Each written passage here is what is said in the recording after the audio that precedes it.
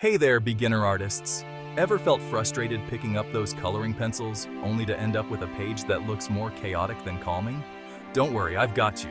Today, I'll show you some easy coloring techniques that will make your simple patterns look stunning.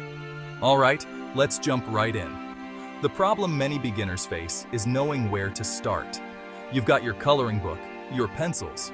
But what now? How do you make those patterns pop without feeling overwhelmed? First, let's talk about color choice.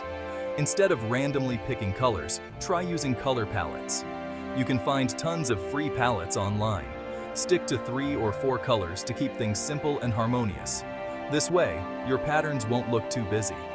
And remember, practice makes perfect. Next, let's dive into shading. Shading adds depth and dimension to your patterns, making them look more professional. Start by coloring lightly in the areas you want to stay light. Gradually press harder as you move towards the darker areas. This creates a smooth gradient effect. And here's a pro tip.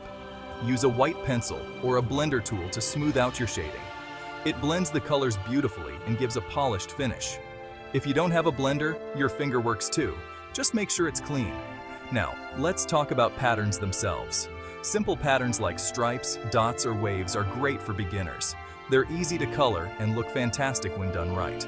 For stripes, alternate between 2 colors for a vibrant look. For dots, group them closely together for a denser appearance or spread them out for a lighter feel. Finally, don't forget to have fun. Coloring should be relaxing, not stressful.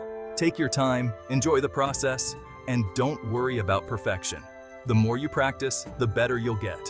So there you have it. Easy coloring techniques to make your simple patterns pop. Keep experimenting, stay creative, and most importantly, have fun. Thanks for watching, and happy coloring!